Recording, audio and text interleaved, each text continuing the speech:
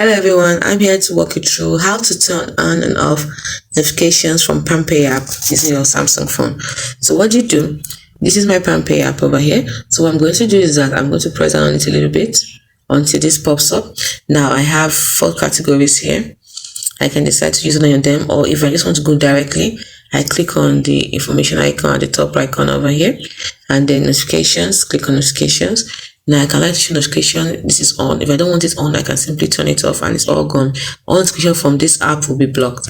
But if I want it on, I can decide to choose the 2 ways of alert. Either allow it to make sound and vibrate when notifications come in, or allow it to deliver it quietly.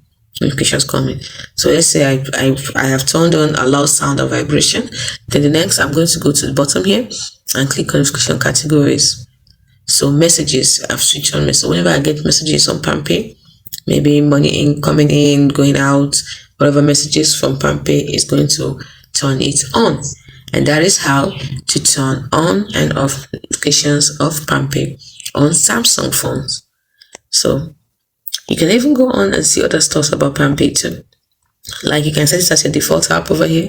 You can see the mobile data usage that's used since you installed it, the battery it has used, the storage that's used. You can even see details of the app you downloaded from the Play Store by clicking on it, and to take you to the Play Store and to show you you can see the information that you had before you downloaded them, and also the reviews.